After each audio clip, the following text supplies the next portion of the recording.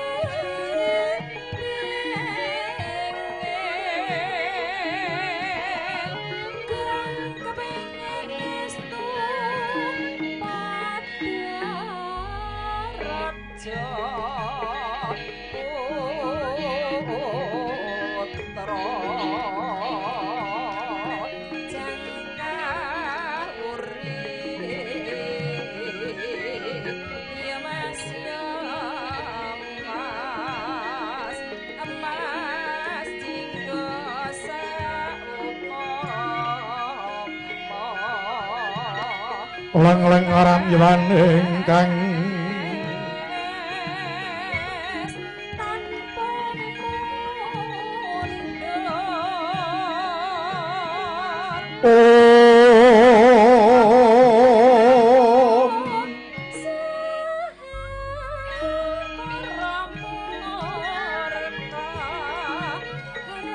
sasongko kumanyar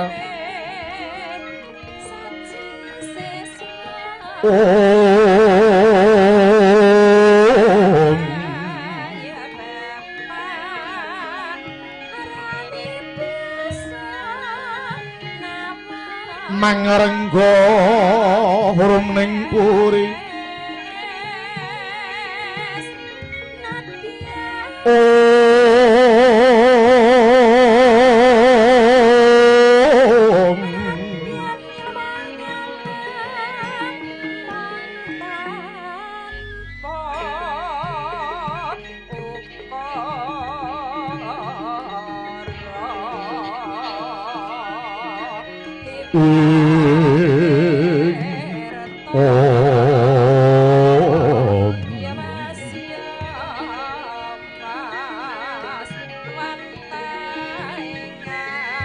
manggen tanpa siring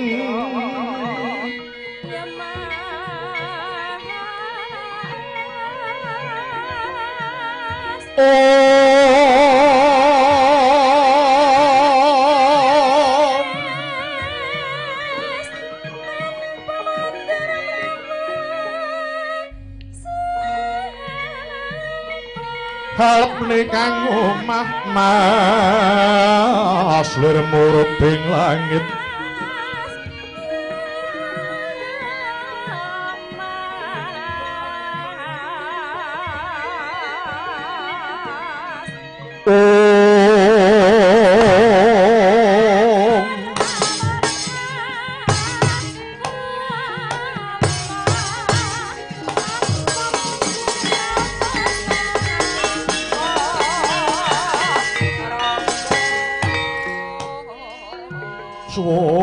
arep Data Pitana suwuh werdine Sirna arep nenggih swasana tentrem Data Hangesti wondene Pitana iku luhur Sirna kang mala mahanani jagat tentrem lampun kita Hangesti marang luhuring budaya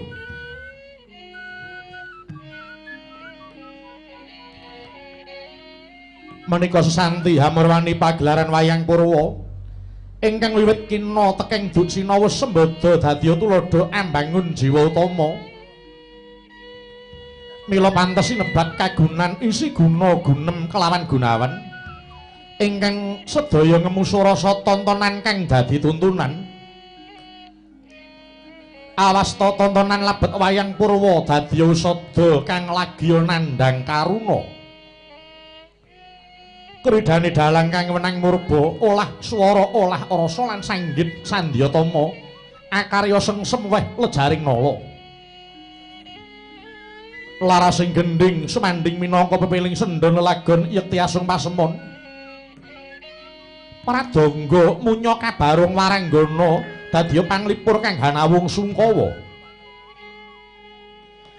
mila sinebat tuntunan karana wayang Purwa sarana nenuntun marang marganing jiwa utama sinurasa saben parwa peranganing carita tetela watak angkara yekti kalindih dening watak suci tuhu menika sinung tuntunan murih bebrayan nampi gambaran ingkang ala singkirana ingkang becik ugerana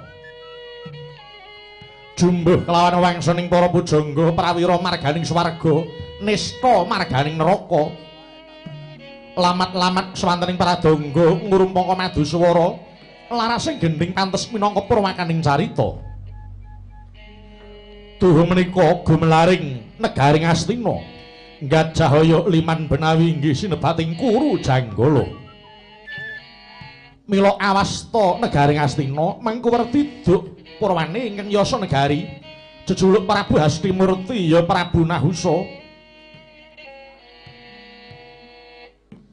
Gajah Hoyo Liman Benawi labet ing nguni tilas kedatoning Gajah Kuru Janggala dadi kedatoning darah Kuru. Nagaring Astina dumadi saking nusa bebanjaran yen Cinandra persasat Parati Sara Rukmi ketingal sungapaning toya Benawi tuwin harga kang hangakasa kinepung Wanadri ginaris Karangkitri. Mila nagaring Astina pantes sinebat Wara Sundari kang werdine bumi pinilih. Wanantara Jaladri Hanggung rineksa dadi pesaban pangupabuga. Para among tani teken taberi tansah tekun Hangwelasiti ora mokal temah ketekaning Kesti. Lumbung pari tansah cinandhi dadi ora harja wong sak negari cekap ing ngayun turah ing wuri. Para misaya mina samya sawiga anggendhong jala sigra numpak kanang baita mider samudra yayah mas kintar lampahing punang palwa. Anenggih wingking asta songsong agung negaring Astina wenang jejuluk Prabu Duryudana karana Narendra Sumbaga wenang ngrasuk makutha keprajuritan. Inggih Prabu Suyudana awit sanata sinuyudan para kawula labet agung peparinging Sang Nata. Ya Nararya Jaka Pitana awit tasih Jejaka wis winisuda dados Narendra. Ya Sang Jaya Pitana karana rasa ing pamuja. Sri Kurupati hanenggih mustikaning darah Kuru. Gendari Suta wis nyata Sang Nata atmajani Dewi Gendari. Drastarastra Siwi awit Sang Nata yogane Narpati Drastarata. Gandharya nyata turasing Ratu Gandhara tripamangsah. Sang Nata inguni lair dampit ketiga ya Prabu Kurawendra awit angratoni kadang 100. Prabu Duryudana pranyata Narendra Sumbaga Wiratama dasar mahambet Tanuhita Darmahita Samahita Sarahita masih linambaran sama beda dana denda. Wata kaya mangkono nujar Respati Sangkatong miyos mirungganing Pandhapi Agung lenggahing dampar kencana sesemek permadani pinulas kang Sekar Tanjung. Sinebaran Hurap Sari Ginanda Wida Lisah Jebak Kasturi satemah kongas gandane Sangkatong tumeking panguraan Jawi. Yen Cinandra kados sanes Prabu Duryudana prasasat Bathara Bayu ngejawantah kahayap para Hapsari. Megambar hamlabar kang samya sumewa wonten ing Jawi kapandhekan Raden Dursasana ketingal sami suka-suka parisuka hamangun sukaning manah. Katitik hanggenya marak seba nyawisaken unjukan kang arupi waragang towak badhek lan sak panunggalane sinambi mirengaken sawantening gangsa kraton ingkang tinabuh abdi dalem ngrawit saking paguyuban Tribudaya sinawung pangelik ing waranggana kang mligi tinimbalan uyon-uyon ing bajra ngayun ketingal rontek lan dwaja kang hangendanu Cinandra pindha jalada katempuh maruta sinela swandana kang cinancang ing Mandira Kurung. Swasana rep sidhem permanem tanana banek ing swara kang salisik amung kapiyarsa tusara kahiring gusali kang lagi makarti pating sareng klang pating sareng klimbal ganti lir suwantening Mandyaraga. Lah sinten ta ing pareng marak ing Ngarsanata pendhita ing Sokalima pujangga Ngastina nenggih Sang Begawan Druna.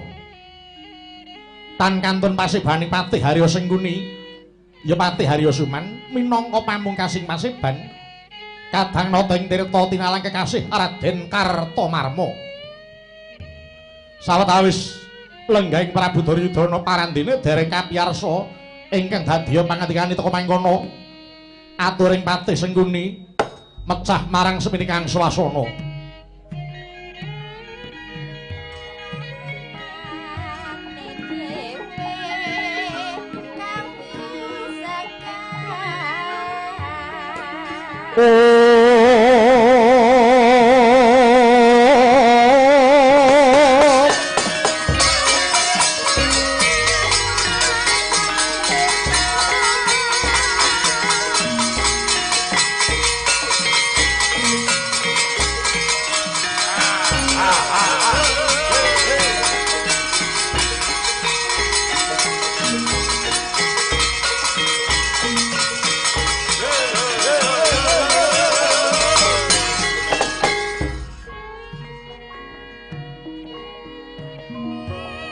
lang-lang ramiwane ingkang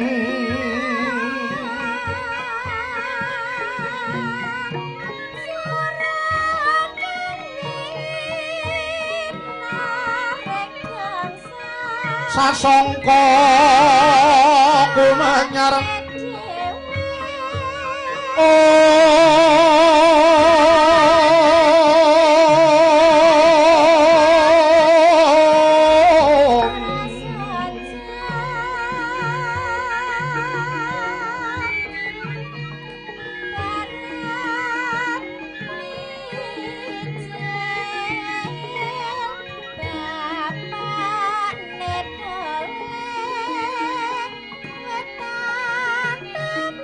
mangrenggo urung ning puri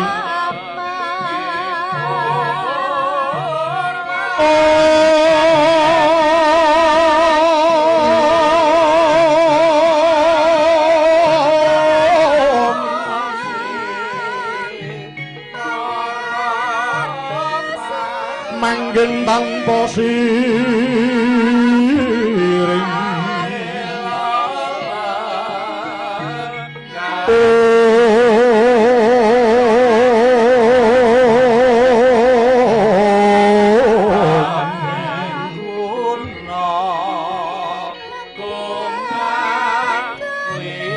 alep nikang omah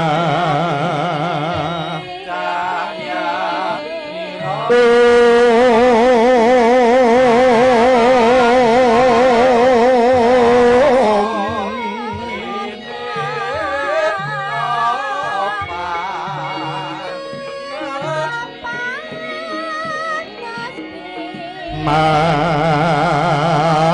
Masler morobing langit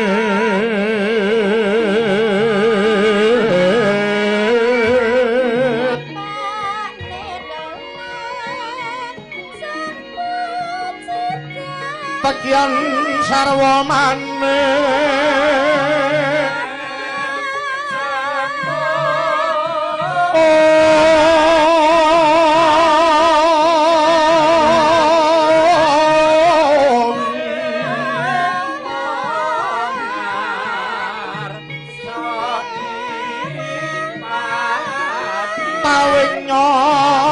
sinawung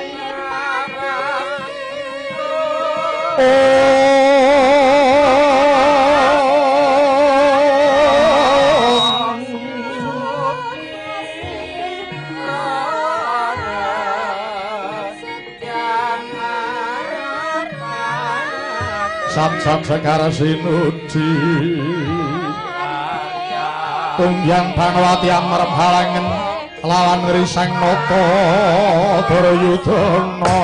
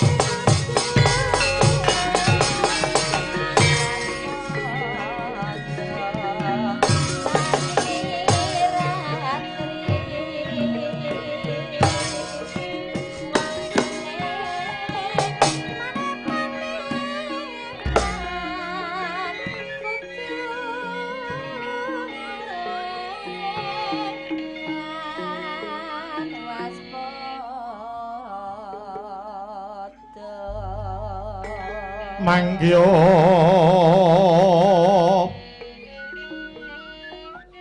darajating praja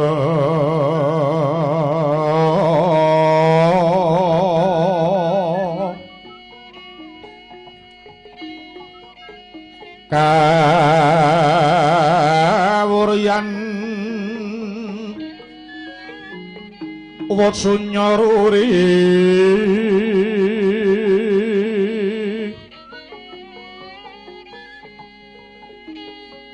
Oh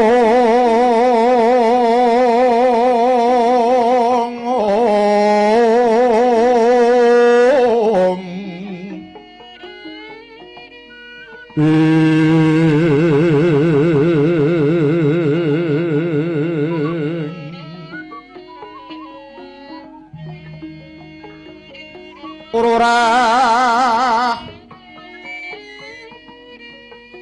pangrehing ukara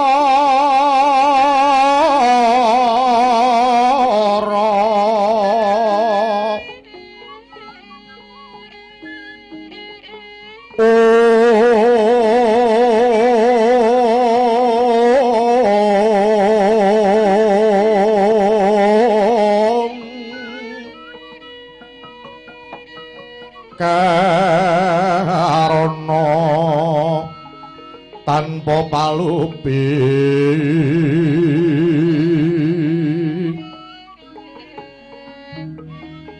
hati laras ilastuti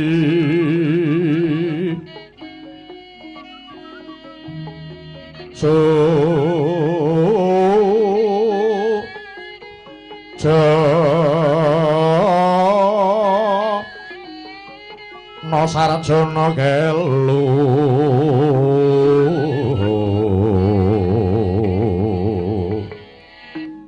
kalulun kala tidha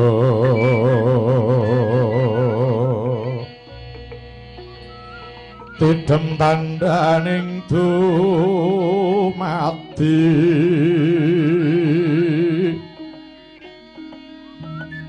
aradayeng aradening karo banur beda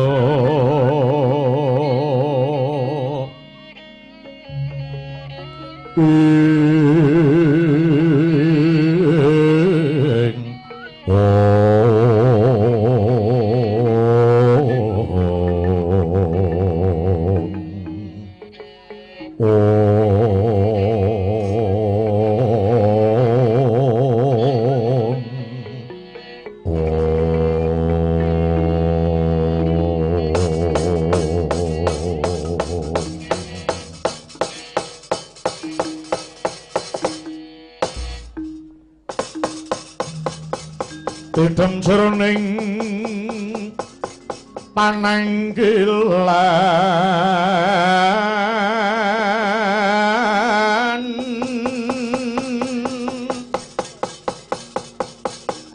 semune kawuryan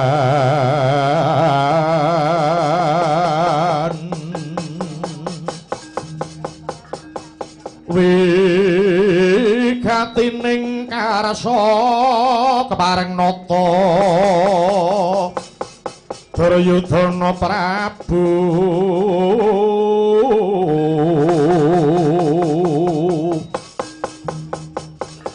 kang miyos tinangkil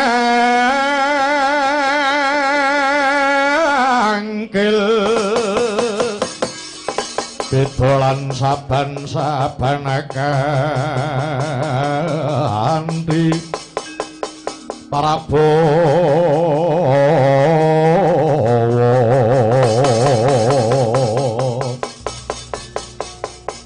kekas ketering tiang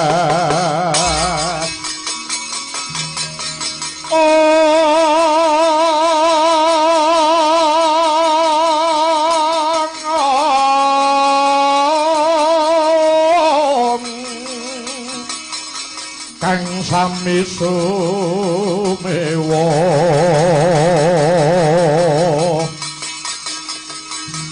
tanana kang nyabawa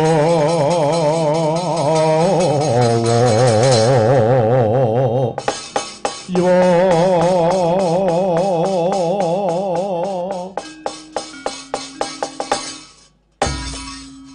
kawula nuwun sinuwun mawantu-wantu pun paman nyuwun gunging samudra pangaksami dene kula kumawani matur wonten ngarsa paduka sinuwun ingkang tanpa tinimbalan.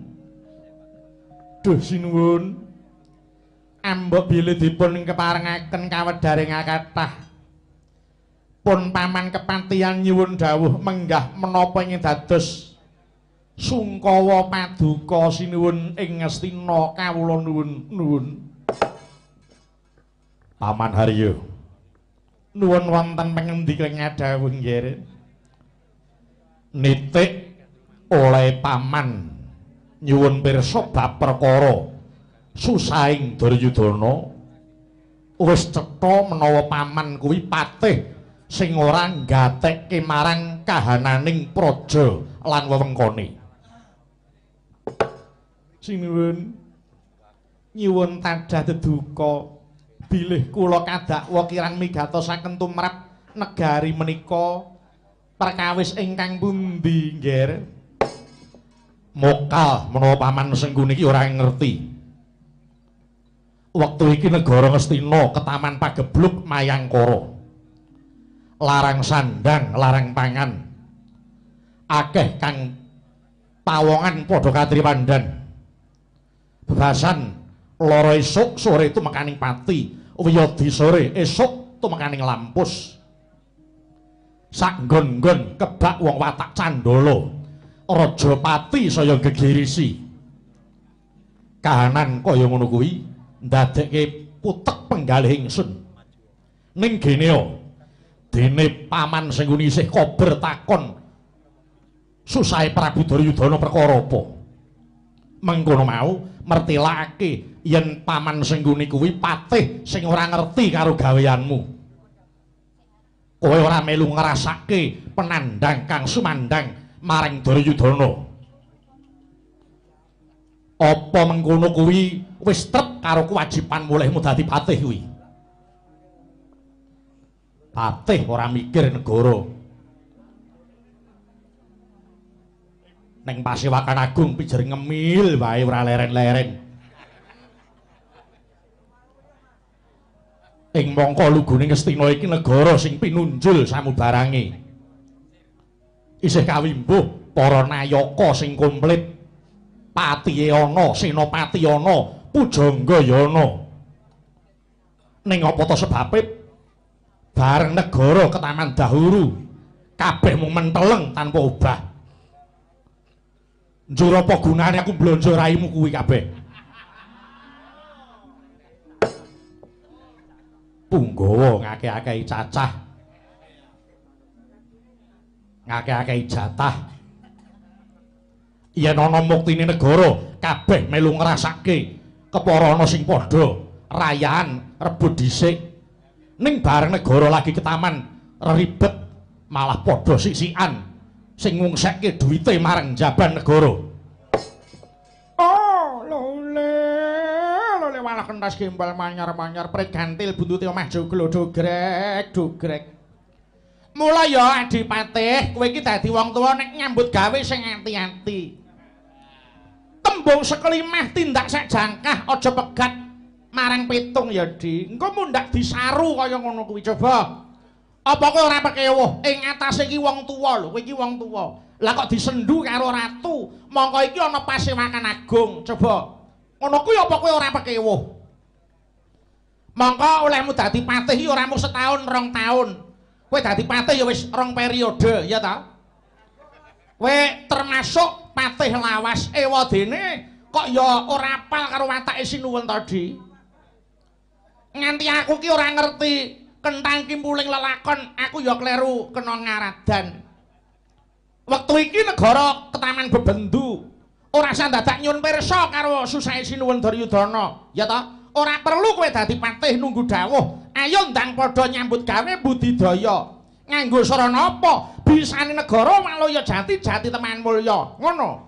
Kosik Kakang Penemban. Ana apa? Yen pancen kuwi sing dadi kersane Sinuwun tak jaluk sing tumandang aja mung patih dhewe. Semono uga Kakang Rubaya Sukalima minangka dadi pujangganing Ngastina ya melu cancut Taliwondo. Tak elingke ya Di. Yen ana kawula sing padha durung duwe omah lan kawulane kurang mangan lan kurang sandang kuwi dudu kewajibane pendhita. Ya, kuwi dadi kewajibane patih. Yen kaya pendhita pun Kakang iki, pegaweanku nata batin ndandani jiwa. Kuwi kewajibanku. Saiki aku arep takon. Arep takon perkara apa? Yen ana rampok begal kecu maling copet keparane sing tega mateni wong barang ngono kae sing ngrusak ki apane? Lan dadi tanggung jawabe sapa? Sing ngrusak tumindake. Kuwi ya dadi tanggung jawabe patih, kaya kowe kuwi. Kuwi dadi tanggung jawabmu saandhanmu klebu bagian keamanan barang kuwi. Mongko anane wong kuwi mau ngrusak merga sinurung pikirane sing reget. Pikirane reget sabab kurang tentrem uripe. Kurang tentrem uripe jalaran sarwa kekurangan sandang kelawan pangane. Iya, aku ngerti. Nadyan uripe kuwi ora kekurangan, ning yen jiwane mau linambaran watak sing becik mesti ora bakal tumindak kaya ngono kuwi.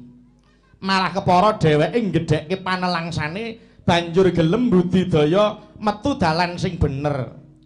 Mongko ana lho Kakang, wong mau jane uripe ora kekurangan apa-apa.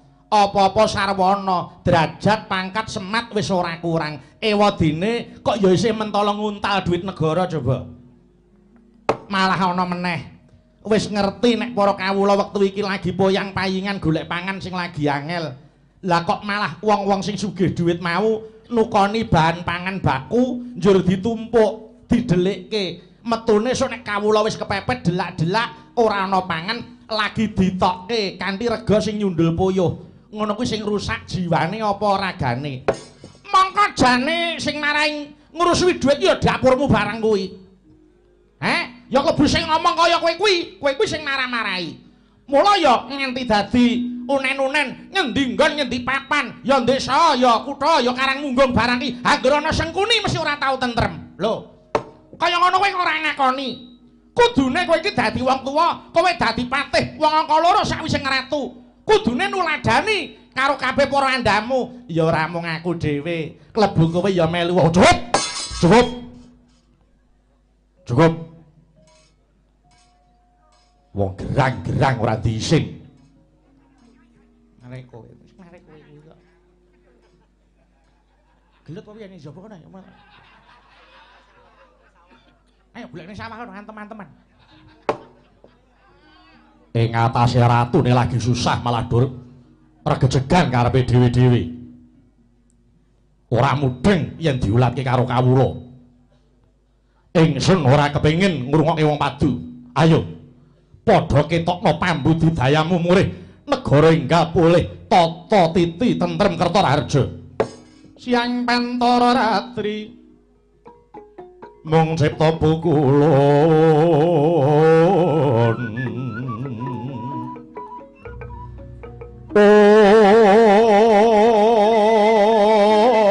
tanah liwan kaeksi mila katur kang cundemane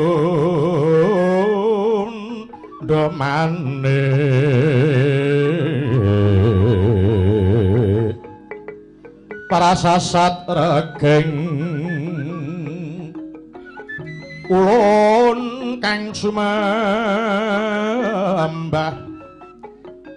mung gwing padanto Prabu miwang kagungan to singsim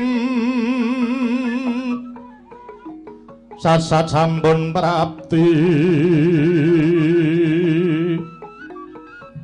katone asta pukulun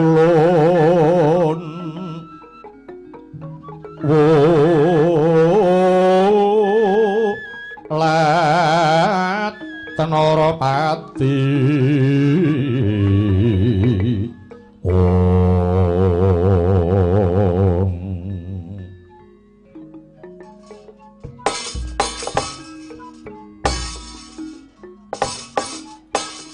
Rama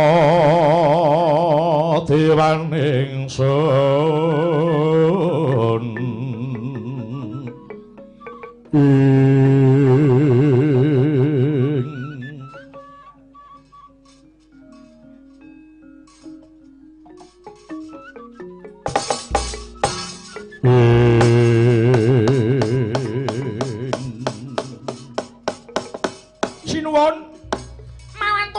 kula nyuwun pangapunten dene kula narak ing ngareh tata krami sinuwun. Inggih, semanten ugi kula sinuwun. Ngantos kula tilar ngeleh tata krami. Kejawi saking menika monggo nggih. Anak Prabu kula dherekaken ngleremaken penggalih sampun ngantos kemrungsung raosipun. Langkung-langkung menawi nembe siniwaka kok lajeng linambaran duka. Mangke mindak mboten ninggal pikantuk pepajar sinuwun. Bawa Durna. Syukur bagi sewu diri paduka Bapa sampun tanggap. Bapa Durna, kula wonten jawah nggih. mbok bilih Bapa Durna saged suka pepajar mawi cara menapa supados Ngastina menika enggal luar saking penandang kala wau Bapa Durna. Oh inggih nggih anak Prabu. Estunipun sampun dang manggen kula badhe matur wonten ngarsa paduka sinuwun. Mugi kawuningan nggih. Bilih dinten menika Gusti kang nyipta jagat badhe matedaken kanugrahan. Kanugrahan kala wau arupi wahyuning katentreman sinebat wahyuta jali nggih. Wahyuta jali. Nuwun inggih nggih. Sinten ing saged nggayuh wahyuta jali kala wau negari badhe ayem tentrem tuwin badhe mulya sak turun-turunipun sinuwun. Lajeng wonten pundi menggah badhe tumedhak ing wahyu toh jali kala wau? Oh inggih, manut wangsiting Bathara, wahyu kasebat badhe tumurun wonten ing Gunung Tidar nggih. Leng-lenging driya mangu-mangu. Mangun kung kanduhan rimang lirlena tanpa kanin. Yen tantulusa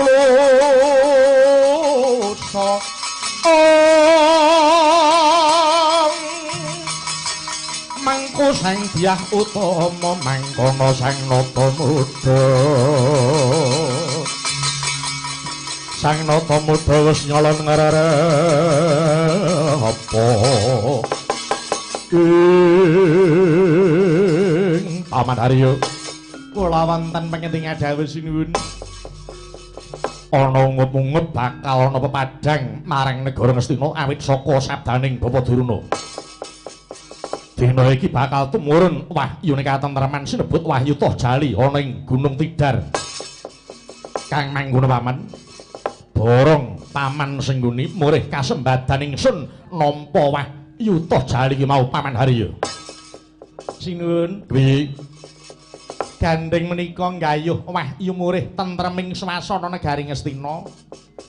Mongko menawi nggayuh wahyu menika kedah ingkang sampun menep lair batosipun.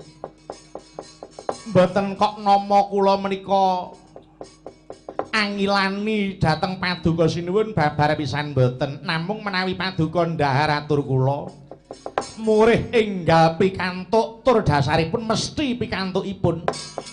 Kula suwun paduka paring dawuh dhateng Kakang Durna gandeng ingkang nampi wangsit kala wau Kang Rama Sukalima bab kasembadaning pikantuk wahyuta jali keparenga Kang Rama Sukalima kemawon ingkang gayuh.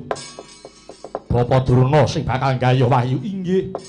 Awit kula pitados Kang Rama menika pendhita ingkang sampun menep lair batosipun. Bapa Durna, Kula wonten dawuh sinuwun.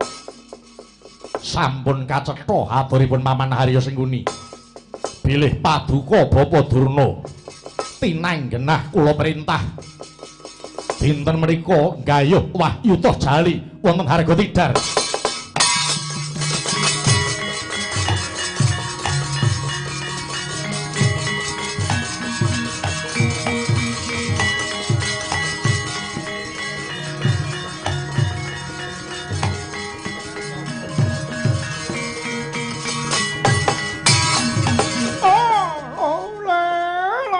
Mas ki manyar-manyar. Wah.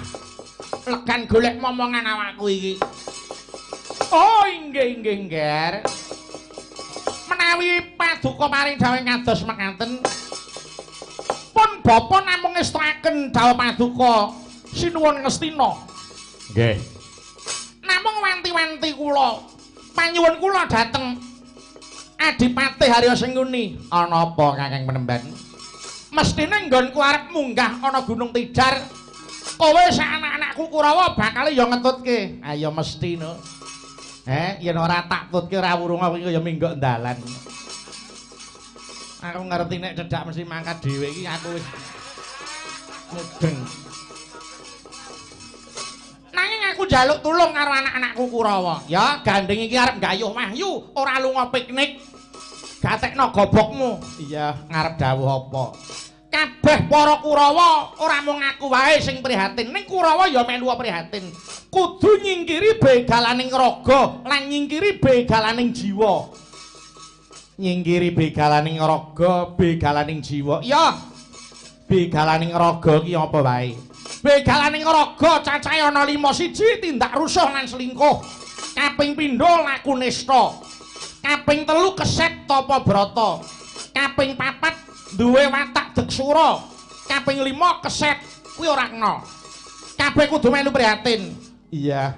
Lah terus begalaning jiwa. Begalaning jiwa ngumbar hawa nafsu kuwi ora kena. Hambek angkara murka ora entuk. Ngumbar kesenengan kudu disuda. Watak dora cara para cidra kudu disingkiri. Demen mitenah lan nganiaya kuwi kudu disingkiri. Oh iya. Kandakno karo Kurawa. Kurawa nek ngetutke aku arep golek Wahyu aja gawa omben-omben. Iya. Kuwi ana wektune dhewe aja do gawa kertu. Oh iya. Ya. Janji Kurawa nom-noman gawa kertu. Lah, jejeg nggon. Iya. Iya.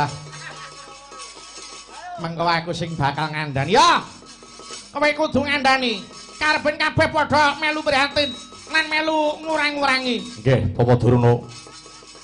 Mangke kadang-kadang kula Sata Kurawa sabiyantu dhateng Paduka Bapak Durna. Oh nggih nggih nggih.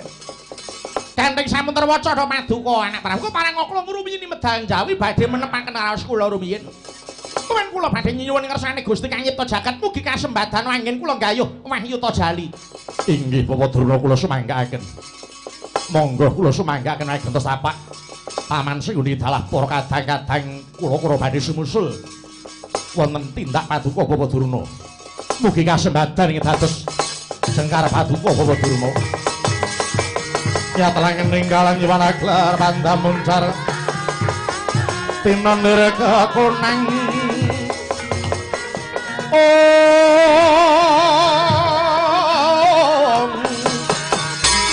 suram soroti tan padang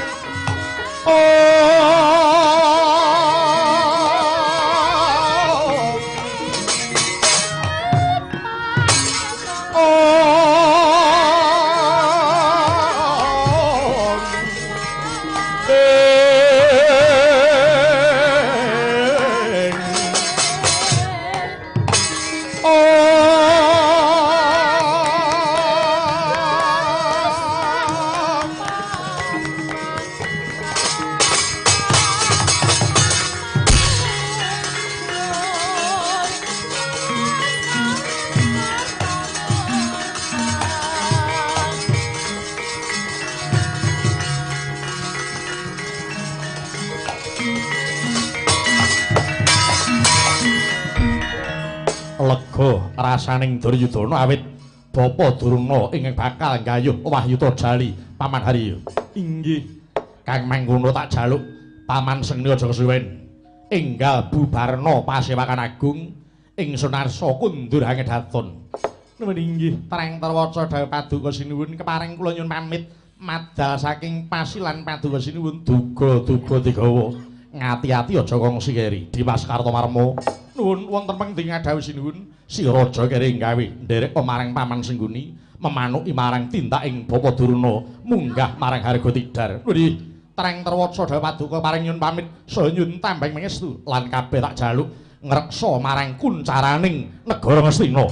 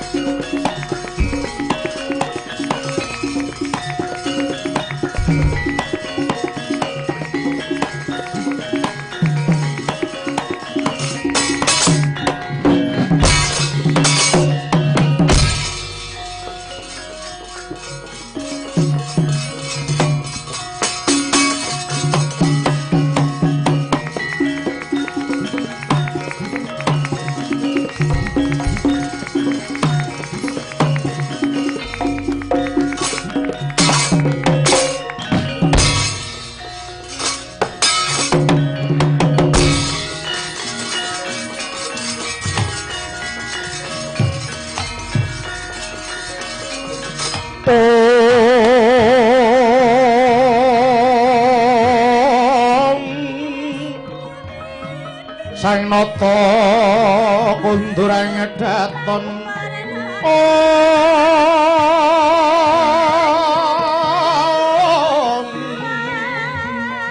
kaya para badaya srimbi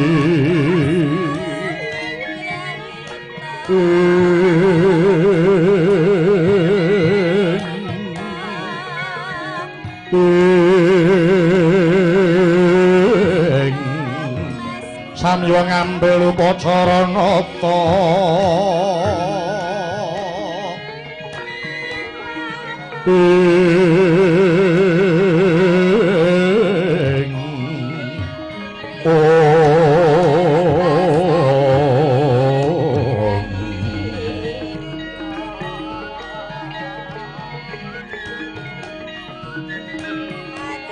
ing